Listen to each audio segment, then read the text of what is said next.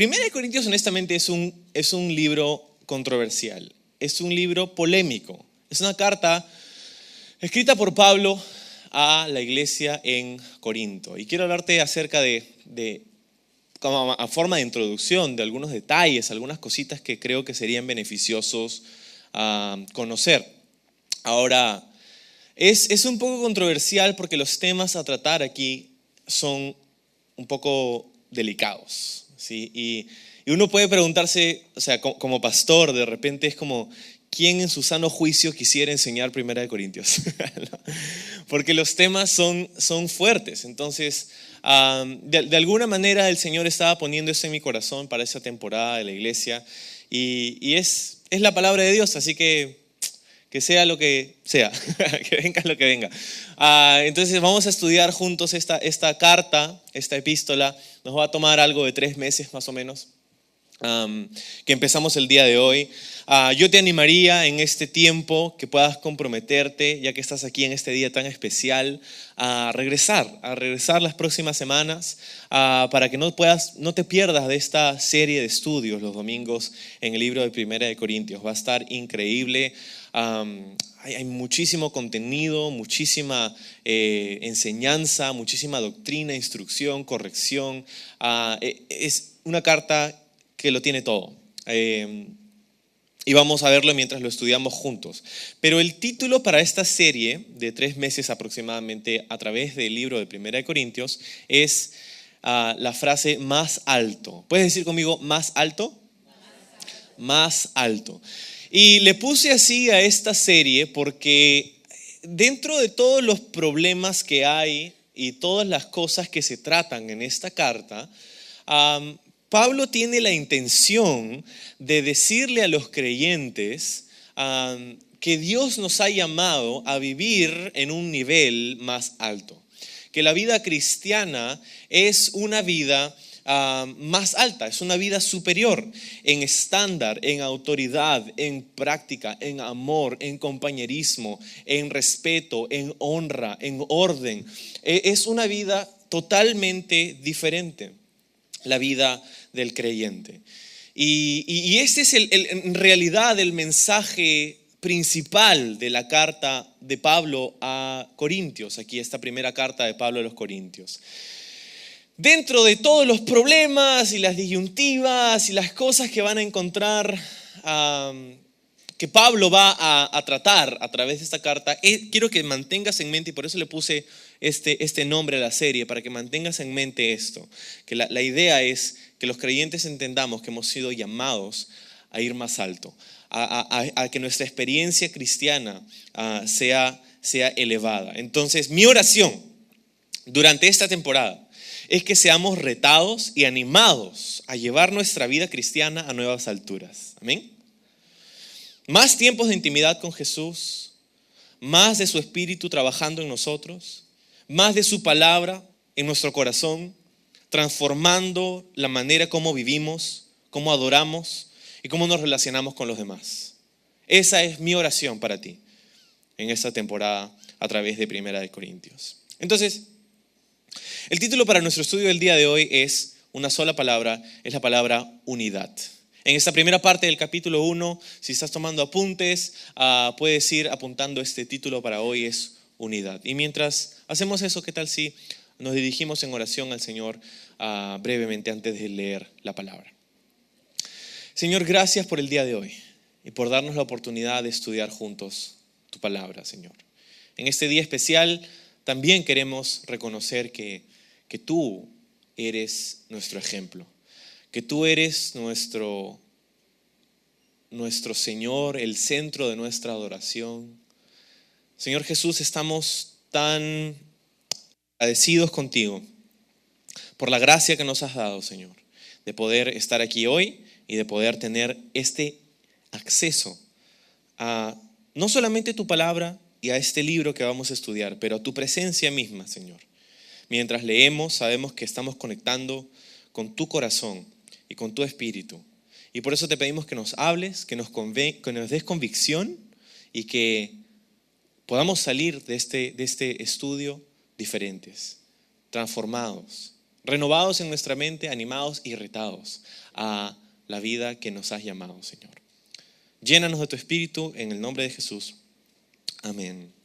Amén. Bueno, como te decía, Primera de Corintios es una carta. Eso quiere decir que fue escrita como una correspondencia.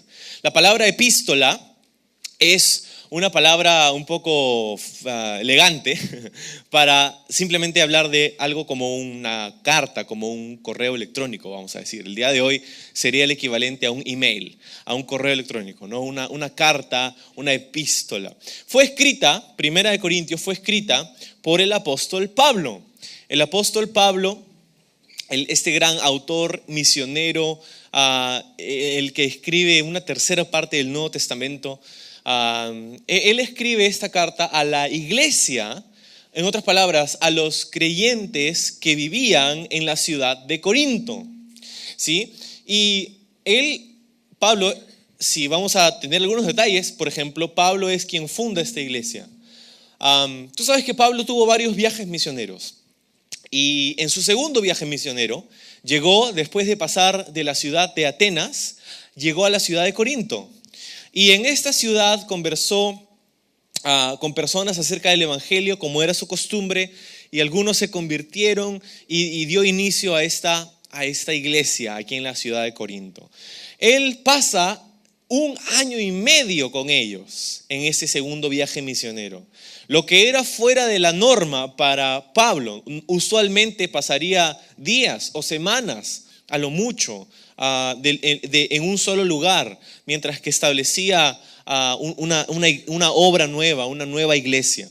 Pero en este caso, en Corinto, se queda una extraordinaria cantidad de tiempo enseñándoles en esta ciudad. Y creo que vamos a darnos cuenta quizá por qué se decide quedar tanto tiempo ahí versus otras ciudades en las que solamente se queda unos días o unas semanas. Creo que parte de la razón por la que se queda tanto tiempo en Corinto es porque había tanto que enseñarles, había tanto que mostrarles, había tanto que hacerles saber. Y se queda 1 año y medio ahí, después del cual se va otra vez y pasan 7 años y después escribe Pablo esta carta a sus hermanos con quienes había pasado 1 año y medio, 7 años atrás, enseñándoles acerca de Jesús y la sana doctrina y el mensaje del Evangelio. Y les escribe 7 años después esta carta. Él se encuentra, Pablo, en la ciudad de Éfeso cuando escribe Primera de Corintios.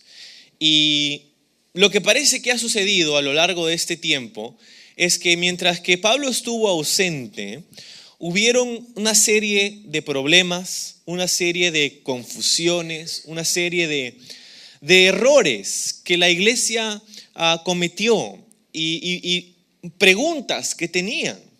Y me encanta esto cuando consideraba esta epístola, porque sabes que Pablo la escribe a manera de respuesta a ciertas inquietudes que tenía la iglesia en Corinto. Entonces, ¿qué pasaba? Sucedían unas cosas en la iglesia y la gente decía, uy, ¿ahora qué hacemos? ¿Y qué pensamos sobre esto, verdad? ¿Y cuál es la postura? ¿Cuál es nuestra postura sobre este tema y este otro? No tengo idea.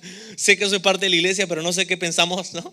Entonces, le mandaron a Pablo una serie de correspondencias y una serie de reportes a través de este tiempo. Y Pablo escuchaba esto y tenía la intención de ir y visitarlos para poder solucionar esto en vivo.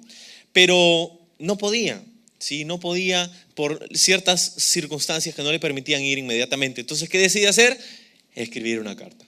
Y al escribir Primera de Corintios, él está respondiendo algunas de sus inquietudes, de sus preguntas, está tratando de traer un poco de instrucción y corrección y disciplina, y va a hablar muy claro, en términos totalmente claros, que la vida cristiana es una que debe ser vivida en un nivel diferente, un nivel más alto.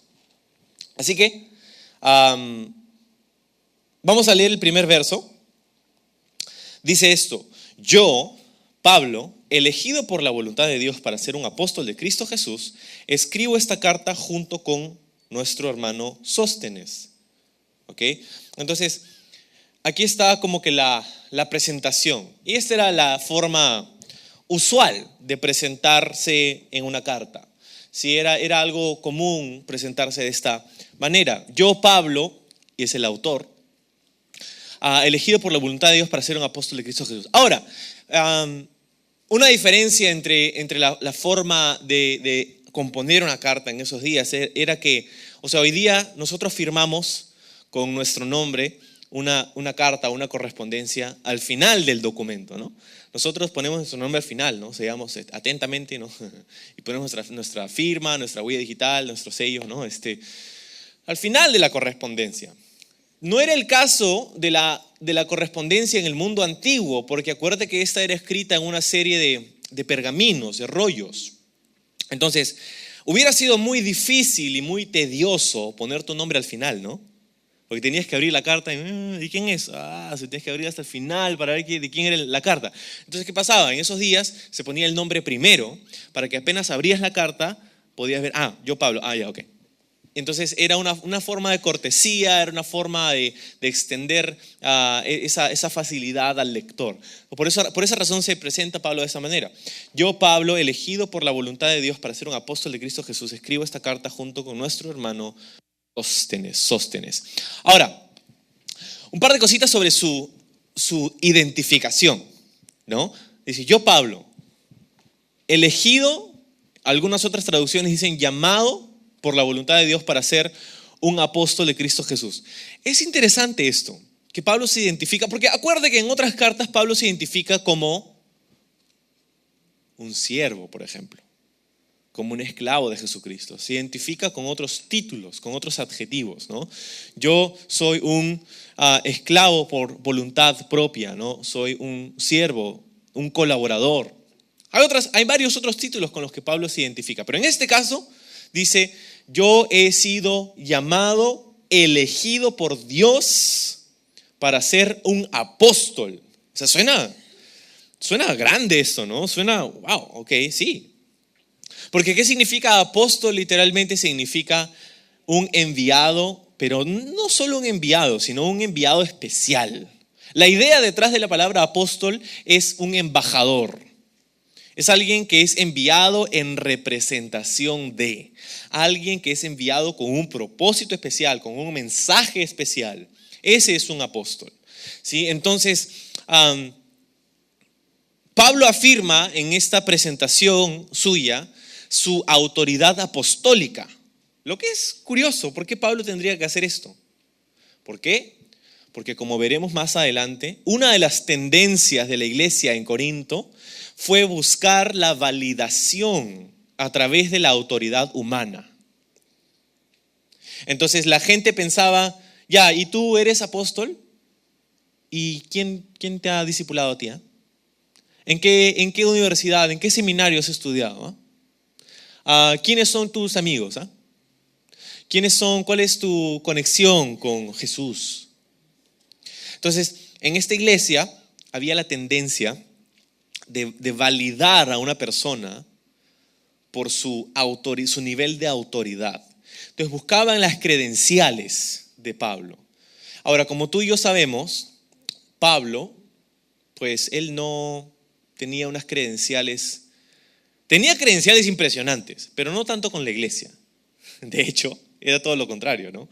Él había sido perseguidor de la iglesia, fariseo, había condenado a cristianos, había ido a perseguir cristianos.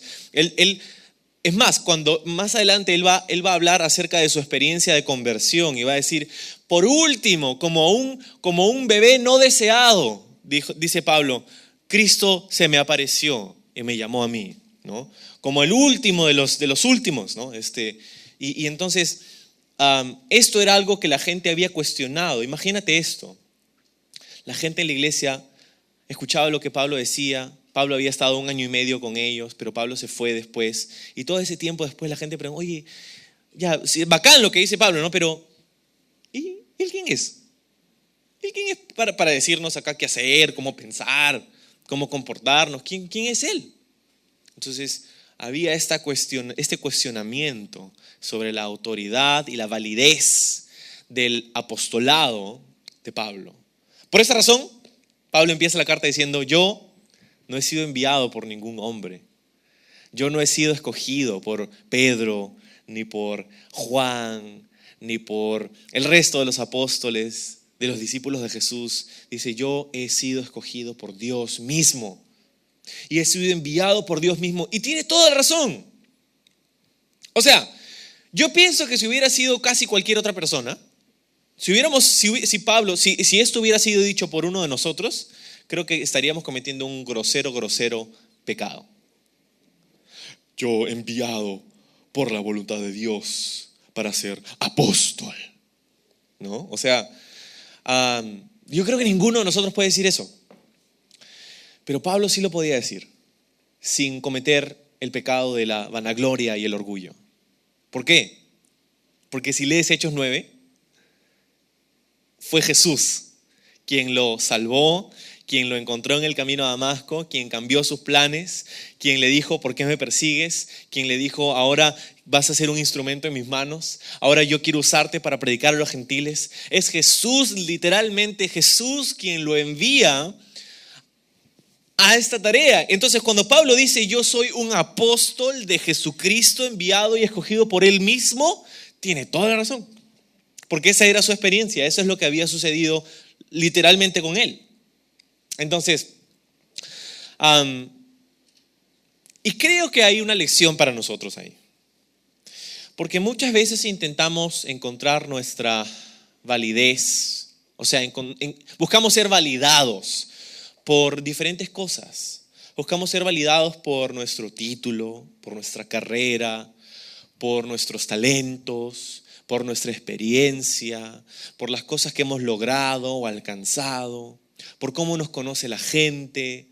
Buscamos ser validados por todas estas circunstancias, por todas estas cosas, cuando en realidad nuestra identidad se encuentra en el hecho de que somos llamados por Dios. Nuestra identidad no está en un título, en un diploma, en una escuela. Nuestra identidad no está en una posición jerárquica, no está en ninguna de estas cosas. No está en nuestra experiencia de vida. Nuestra identidad se encuentra únicamente en Cristo Jesús. Él es quien nos valida. No tenemos que andar buscando ser validados por personas, instituciones, relaciones románticas. Necesitamos simplemente entender que hemos sido llamados por Dios mismo para ser suyos. Y esto es lo que Pablo les va a enseñar en un segundo más. Pablo escribe con un hermano que se llama Sóstenes. ¿Quién es Sóstenes? No tengo idea. Pero hay algunas teorías, ¿no? Algunos piensan que Sóstenes, porque se menciona este nombre en el libro de los Hechos. Y se dice que Sóstenes, si es que es la misma persona que se menciona en el libro de los Hechos, él era un líder de una sinagoga que originalmente no era cristiano, pero que en algún momento se convirtió al cristianismo y se unió con Pablo a través de sus viajes misioneros. Y es muy probable que sea Sóstenes quien escribe con su mano esta carta siendo dictada por Pablo mismo, ¿sí? Era la costumbre en esos días de tener un escriba o una persona que como que tipeaba, ¿no? Tipeaba, no tipeaban en esos días, pero alguien que tipeaba por ti, ¿no? Entonces, Sóstenes estaba con él. Ok, dice el versículo 2: va dirigida esta carta a la iglesia de Dios en Corinto, a ustedes que han sido llamados por Dios para ser su pueblo santo. Él los hizo santos por medio de Cristo Jesús, tal como lo hizo con todos los que en todas partes invocan el nombre de nuestro Señor Jesucristo, Señor de ellos y de nosotros. Que Dios nuestro Padre y el Señor Jesucristo les den gracia y paz. ¿Sí? Entonces, ya se presentó a sí mismo, ya afirma su autoridad, ¿no? Ya él aborda rápidamente esa tendencia de la validez de la autoridad humana y luego identifica a quién envía esta carta. ¿A quiénes? Dice: a la iglesia de Dios en Corinto. Y ese título es importante considerarlo un momento. La iglesia de Dios en Corinto. Hay una tensión aquí en el fraseo de esta afirmación. Hay una tensión aquí entre algo bueno y algo no tan bueno. Primero hablemos de esa palabra iglesia, la iglesia. En los días de la antigüedad, antes de la expansión del cristianismo, la palabra iglesia no era una palabra religiosa. Hoy día decimos iglesia y todo el mundo sabe automáticamente de qué cosa estamos hablando, más o menos. Estamos hablando de algún tipo de asociación religiosa, ¿verdad? Una iglesia. Eso es lo que en nuestra mente es iglesia hoy. Algunos consideran que la iglesia no es la organización, sino de hecho el lugar donde se reúnen. Decimos, ¿vamos a la iglesia? ¿No sabes? Vamos a la iglesia, decimos. ¿Qué? ¿Vamos a dónde? Esa idea de ir a la iglesia fundamentalmente está equivocada. Porque nosotros no vamos a la iglesia, nosotros somos la iglesia.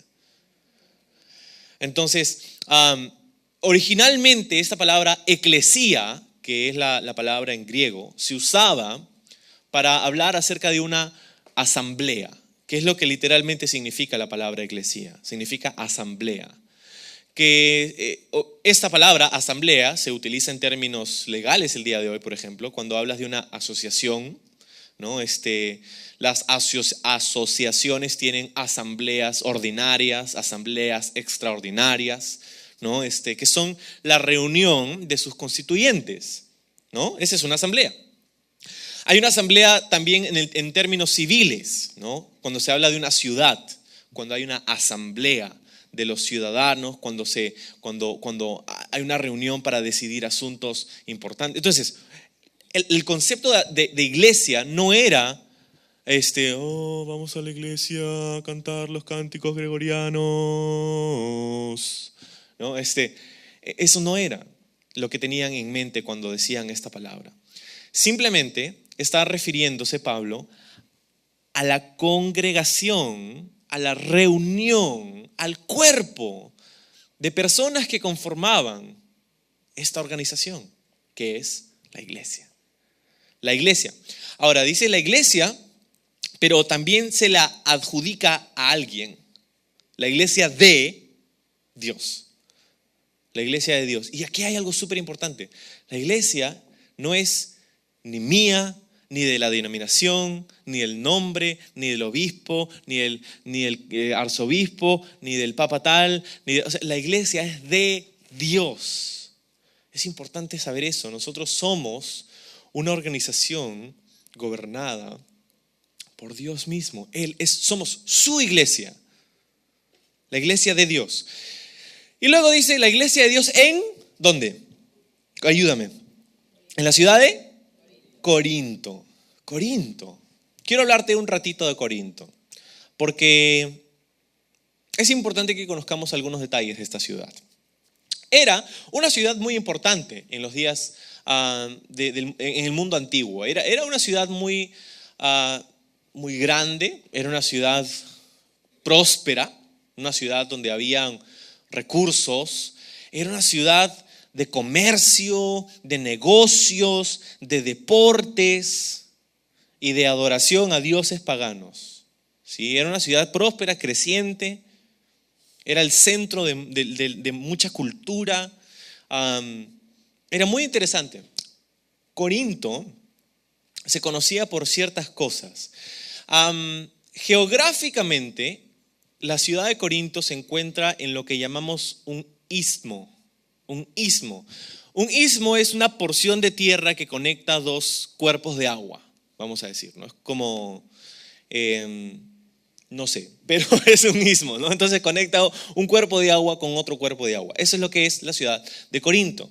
Entonces, esto quiere decir que estaba en una ruta de comercio importante, donde las embarcaciones de comerciantes llegaban a una parte de la ciudad de Corinto y había un canal que está hasta el día de hoy. Obviamente hoy día no es lo que es una añadidura moderna, pero en esos días había algo similar a lo que sería un canal, que es conocido hoy como el Canal de Corinto, donde las embarcaciones pasaban y eran arrastradas por una serie de troncos y rodaban sobre tierra hasta el otro lado y pasaban al otro mar, para ganarse tiempo y para evitar pasar por una zona que era un poco fea en realidad, ¿no?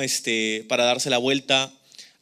Había la idea en esos días, hay registros históricos de personas que decían que el navegante que pasaba alrededor de Corinto en vez de pasar a través de Corinto, era como que despídete de tu vida porque a ver si la haces, buena suerte, una cosa así, ¿no?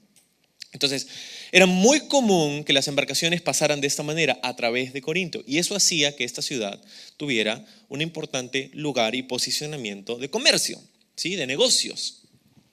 Había una ruta de comercio allí.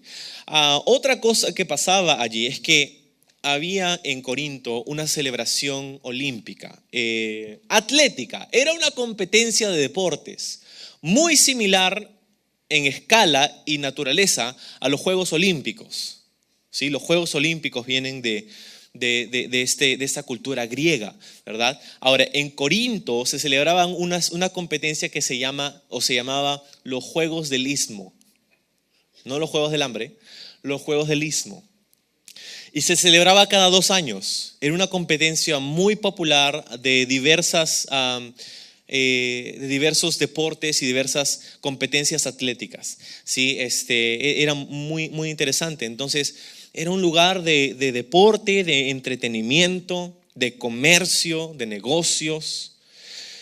Pero también era un lugar de adoración a dioses paganos. En la ciudad de Corinto había muchos templos a los dioses del panteón griego. Por ejemplo, habían templos a Atenea, Apolo, Poseidón, Hermes, Isis, Serapis y Asclepio. Obviamente habían otros más, pero estos eran los más prominentes. Ahora, el más prominente de todos, el templo más grande, más concurrido, con más afluencia de personas, era el templo a la diosa Afrodita. Afrodita era la diosa de la sexualidad, del placer, ¿sí? Y contaba, según registros históricos, con más de 1000 esclavas, de quienes se dice paseaban por la ciudad de noche prostituyéndose. Esta era una práctica que hasta el día de hoy están tratando de entender, y hoy día hay una tendencia a cuestionar si es que la prostitución del sagrada, vamos a decir así, la prostitución sagrada de las sacerdotisas de estos dioses paganos, si eso era algo que sucedía en verdad o no, no sabemos, pero lo que sí sabemos es que habían 1000 mujeres que tenían algún tipo de conexión inmoral con la ciudad. Entonces, esto hacía que la ciudad de Corinto esté sumergida en una inmoralidad grotesca, ¿sí? Imagínate entonces un momento esta ciudad. Algunos comentaristas describen a la ciudad de Corinto de esta manera. Dicen, Corinto era intelectualmente alerta, materialmente próspera, pero moralmente corrupta. Es interesante esto. Se había ganado Corinto la reputación de ser la capital de la juerga. O sea, en esos días se hubiera dicho algo así como que lo que pasa en Corinto se queda en Corinto, ¿no? Algo así. De hecho, escucha esto, cuando consideraban a alguien en el mundo grecorromano como alguien promiscuo o alguien licencioso, libertino o fiestero, ¿no? Le decían un sobrenombre: tú estás comportándote como un corintio. Entonces, el corintio como descripción de carácter era la descripción de una persona promiscua y fiestera. Entonces, cuando, tú sabes, todos nosotros tenemos amigos así, ¿no? Entonces, la próxima que veas a tus amigos así, ¿no? Los que tienen esa, ¿no? Es que siempre están en todas las fiestas, siempre son los primeros en estar borrachos, siempre son los primeros en hacer las estupideces ahí en la fiesta. Cuando te juntas con tus amigos del colegio, son los que siempre por décadas han estado haciendo lo mismo. Corintios, ellos son los corintios, ¿no? Entonces, es más, En las obras teatrales, ¿sí? En las obras de teatro de la antigüedad, cuando querían, cuando presentaban a uno de los personajes como una persona natural de Corinto. Imagínate que tienes una obra de teatro, entonces hay diferentes tipos de personajes, ¿no?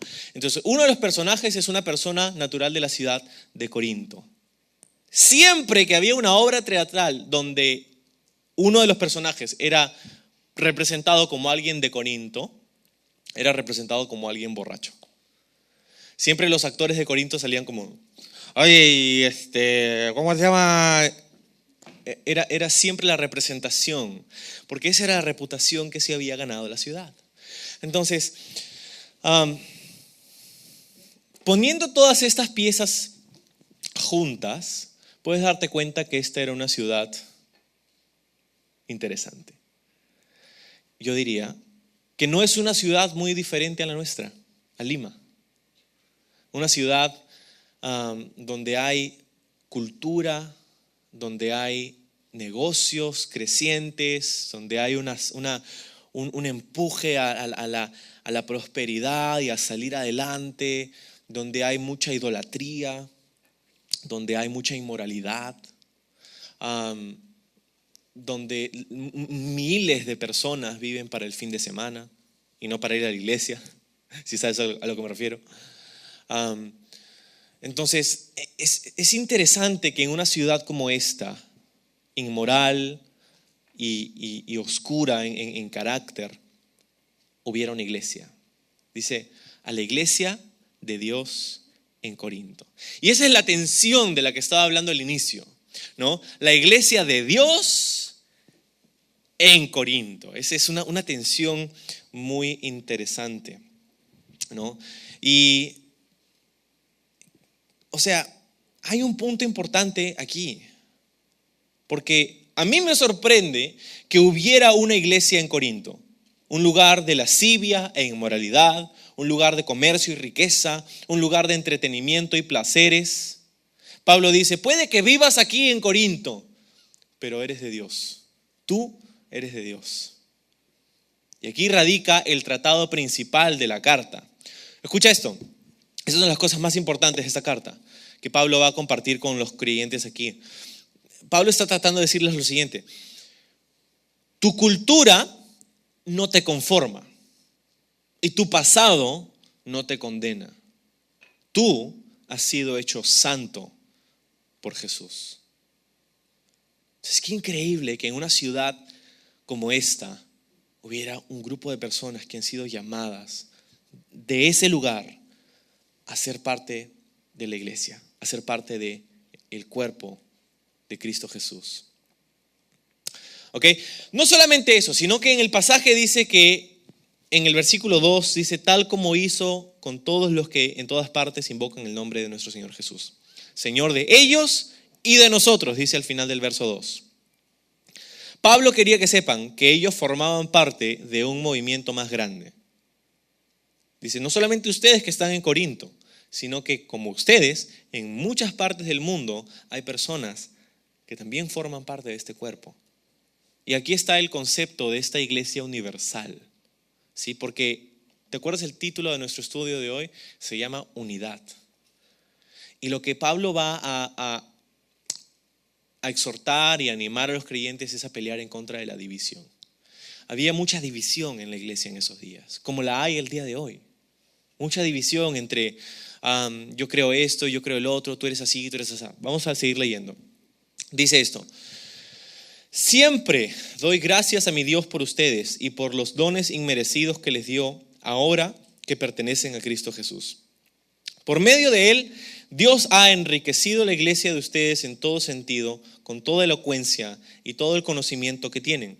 Eso confirma que es verdad lo que les dije acerca de Cristo. Ahora tienen todos los dones espirituales que necesitan, mientras esperan con anhelo el regreso de nuestro Señor Jesucristo. Él los mantendrá firmes hasta el final, para que estén libres de toda culpa el día que nuestro Señor Jesucristo vuelva. Dios lo hará porque Él es fiel para hacer lo que dice y los ha invitado a que tengan comunión con su Hijo Jesucristo, nuestro Señor. Entonces, Pablo está diciendo algunas cosas bastante increíbles aquí, bastante grandes. Lo primero que dice en el verso 4 es que él está agradecido por los creyentes. Dice, yo siempre agradezco a Dios, estoy agradecido a mi Dios por ustedes y por los dones inmerecidos. En algunas de sus traducciones va a decir la palabra gracia. Lo que significa gracia es un regalo que no mereces, es un don inmerecido. Dones inmerecidos o gracia que les dio ahora que pertenecen en Cristo Jesús. Entonces, Pablo está agradecido por la iglesia en Corinto y por las cosas buenas que estaban sucediendo. Ojo, tienes que saber que habían serios problemas en esta iglesia, como vamos a ir descubriendo. Pero incluso en medio de estos terribles pecados y errores, Pablo encuentra una manera de elogiarlos y de hablar bien de las cosas que sucedían entre ellos, de las buenas cosas de las que Pablo podía felicitarlos. Quiero decirte algo. Lo que está haciendo Pablo aquí al empezar esta carta es una de las lecciones más importantes del liderazgo para nosotros. Una lección muy importante del liderazgo. ¿De qué estoy hablando? El resto de la epístola, el resto de la carta, Pablo va a pasarla tratando de corregir ciertas deficiencias, tratando de aclarar ciertas confusiones. Pero quiero que veas cómo empieza. Pablo empieza diciendo, estoy agradecido por ustedes. Si tú y yo, no sé si yo no puedo hablar por ti, pero si yo hubiera sido Pablo, sabiendo todo lo que pasa en Corinto, yo no sé si hubiera elegido empezar así la epístola. Yo hubiera puesto algo así como, ustedes, ¿quién se han creído para cuestionar mi apostolado? Ustedes son una sarta de tales por cuales. O sea, no sé. Pero Pablo, antes de hablar y corregir, instruir, exhortar a los hermanos en amor, encuentra una manera de felicitarlos. Encuentra una manera de elogiarlos. Y específicamente por algunas cosas. Por ejemplo, él felicita que ellos son personas elocuentes. Mira el versículo 5. Dice, Dios ha enriquecido la iglesia de ustedes en todo sentido, con toda la elocuencia y todo el conocimiento que tienen. Entonces Pablo, en este pequeño pasaje, en el 5 y en el verso 7, habla de los dones espirituales. Habla de básicamente 3 o 4 cosas por las que felicitaba a la iglesia. Número 1, su elocuencia. Número 2, su conocimiento. En otras palabras, eran personas que eran personas inteligentes, personas estudiadas, ¿sí? Estudiosas, ¿sí? Su conocimiento. Lo tercero, sus dones espirituales. Los dones espirituales.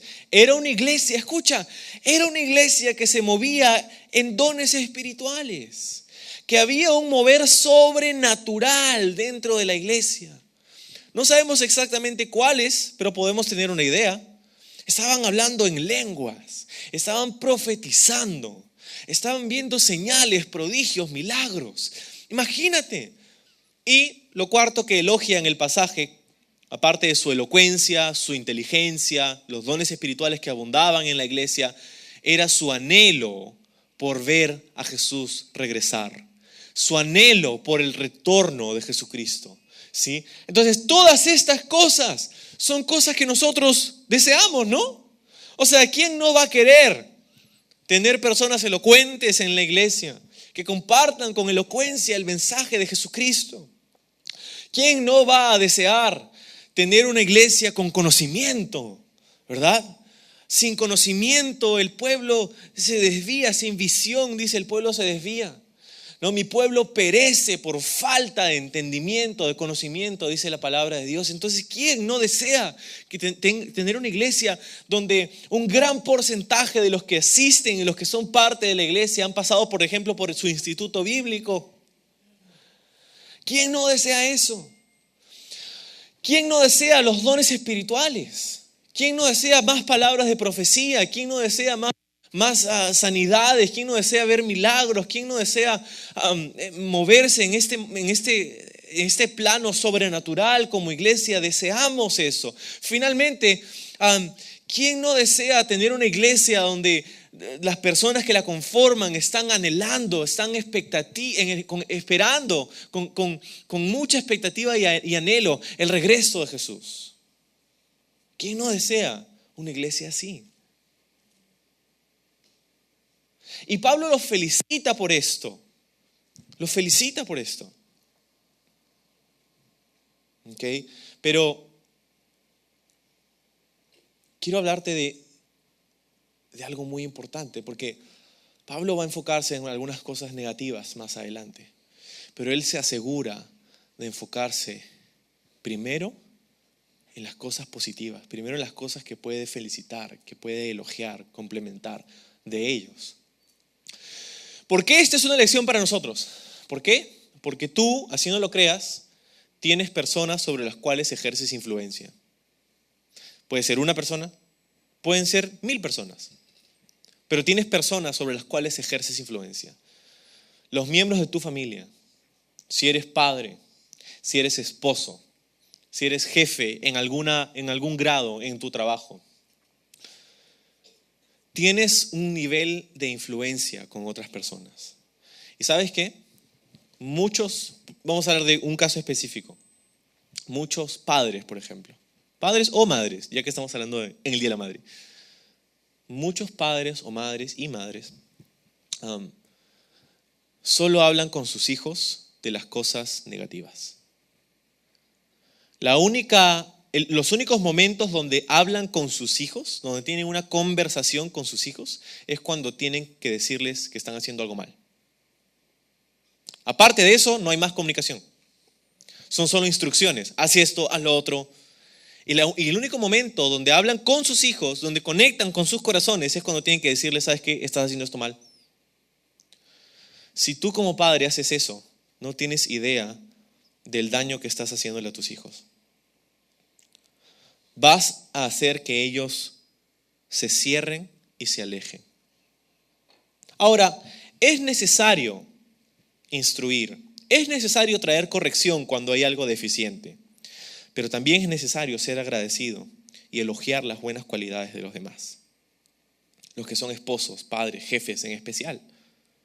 Escucha, no solo critiques lo malo, sino también elogia lo bueno. Tus hijos lo necesitan. Tus hijos necesitan escuchar que tú estás complacido con ellos. Pocas fueron las palabras que Dios Padre dio desde el cielo para su Hijo Jesús. Pero de estas palabras, la primera de ellas, cuando Jesús no había hecho ni un solo milagro, no había sanado ni a una sola persona, no había enseñado un solo sermón, no había llamado a nadie. Vamos a decir que Jesús, en esta época de su vida, era un don nadie. Cuando fue bautizado en el río Jordán por Juan el Bautista. Eso es lo que marca el inicio de su ministerio público. Pero antes de eso no había hecho nada todavía. Y sale una voz del cielo en su bautizo que dice lo siguiente: Él es mi, ¿qué cosa? Hijo amado, en quien tengo complacencia. O sea, el Padre estaba complacido en el Hijo antes de que el Hijo haga algo por el Padre. Y nosotros tenemos que tener muchísimo cuidado con cómo ejercemos esa influencia y esa autoridad que Dios te dio. En el libro de Romanos capítulo 13 dice que no hay autoridad que no haya sido dada por Dios. Si tienes autoridad, Dios te la ha dado. Y si Dios te la ha dado, Dios espera que la uses de una manera que trae honra y gloria a su nombre. Entonces, si solamente hablas con tus hijos, con tus empleados, con las personas que están a tu cargo, o con tu esposa o esposo, de las cosas malas que están haciendo, eso va a aplastar su espíritu y vas a hacer que se alejen de ti. Entonces, muchas cosas buenas. Vamos a seguir leyendo.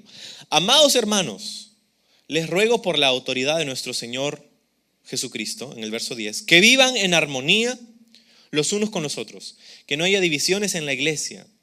Por el contrario, sean todos de un mismo parecer, unidos en pensamiento y en propósito. Y aquí está el centro de nuestro estudio de hoy, el verso 10. Pablo podía usar su autoridad para decir, te mando que, pero no es lo que dice. Dice, te ruego que, te ruego. Pablo, sabiendo que tiene autoridad, no la usa para afirmarse y ejercerse sobre ellos y enseñorearse de ellos, pero la usa reconociendo que tiene algo de influencia con ellos para decir te ruego. Quiero que observes este tipo de liderazgo porque estamos infestados en nuestro mundo, en nuestra cultura, en nuestro país, en nuestro continente, de líderes que se enseñorean de los demás. Y cuando vemos a Pablo, el apóstol enviado por Dios mismo, él no les dice te mando, le dice te ruego. ¿Qué cosa? Te ruego que vivas en armonía unos con otros, que no hayan divisiones, que sean de un mismo parecer, unidos, y ahí está la palabra de nuestro título de hoy, en pensamiento y propósito, en parecer, pensamiento y propósito. ¿Qué había pasado? Vamos a seguir leyendo el versículo 11. Pues algunos de la iglesia de Cloé, de la casa de Cloé, me contaron de las peleas entre ustedes, mis amados hermanos. Ups, Cloé, lo siento. Te tiré bajo el bus. Lo siento. Lo que había pasado es que Cloé era una hermana que conformaba la iglesia. Había ido ella o alguno de sus representantes seguramente con Pablo y le habían contado lo que había pasado. Ahora, esto es algo muy interesante, porque muchas veces cuando le contamos a alguien más un problema, muchas veces lo hacemos de una manera equivocada. Escuchaba la historia de un pastor en una iglesia que había puesto en su iglesia un libro de tapa negra. Y lo había puesto ahí en su iglesia, un libro de tapa negra. Y cuando él escuchaba que alguien venía y le contaba algo acerca de otra persona, porque tú sabes, ¿no? Tenemos la tendencia, oye, ¿has escuchado lo que esta persona está haciendo? ¿Has escuchado? Te cuento, no sabes. El chisme. Comenzamos a hablar de otras personas, comenzamos a criticar a otras personas a su espalda. Entonces el pastor había puesto un libro y cada vez que venía una persona y le daba un motivo de oración, te cuento, y le da un chismesazo, ¿no? Para que ores. ¿Para que ores? No sabes, le contamos así, esta persona la vi en la calle el otro día, estaba haciendo, te cuento para que ores. Para que ores, decimos. Entonces cuando el pastor escuchaba esto, decía, ok, ¿qué cosa otra vez? Dime, y lo apuntaba en su libro. Y la gente lo miraba así, ¿no? Ya, ¿y qué más viste? ¿Y qué dijo? Ya, ok, lo apuntaba. Ya, y ponía el nombre de la persona, ¿no? Federico, tu nombre. ¿Puedes firmar acá, por favor? Y la persona me miraba como, ¿qué estás hablando? Lo que pasa es que estoy tomando lo que tú me estás diciendo, lo estoy apuntando aquí, quiero tu firma aquí porque voy a tomar esto y voy a ir a la persona de la que me has dicho todo esto y se lo voy a mostrar. Y le voy a decir acá está la firma, el nombre de la persona que me lo acaba de contar. Después de un tiempo, ese libro tenía muy pocas entradas. Muy pocas veces se tuvo que usar ese libro.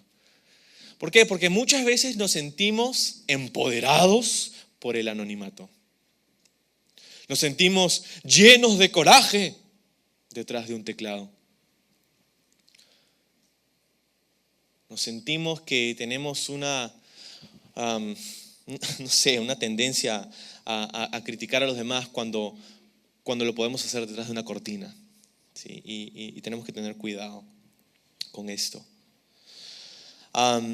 Tenemos que tener mucho cuidado con esto. Entonces, algunos de la casa de Cloé, y Pablo menciona por nombre a la persona que le contó este tema. Algunos de ustedes dicen, yo soy seguidor de Pablo, en el versículo 12. Otros dicen, yo sigo a Apolos. O yo sigo a Pedro. O yo sigo únicamente a Cristo. Imagínate. La persona está diciendo, no, yo soy de tal, yo soy de aquel, yo soy de... Y otros, los más espirituales, decían, yo soy de Jesús nada más. ¡Wow! ¡Qué espiritual! Y es lo mismo que pasa hoy día con las denominaciones.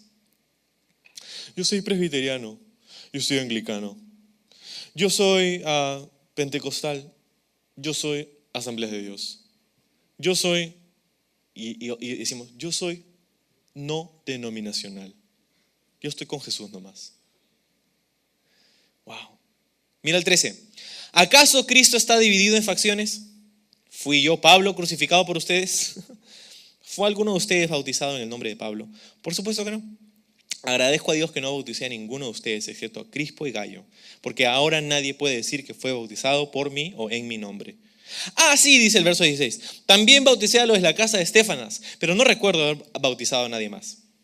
Pues Cristo no me envió a bautizar, sino a predicar la buena noticia, y no con palabras ingeniosas por temor a que la cruz de Cristo perdiera su poder. Voy a invitar a los chicos, a los músicos que están por ahí para ayudarme a terminar este estudio. Si están por ahí pueden ir entrando.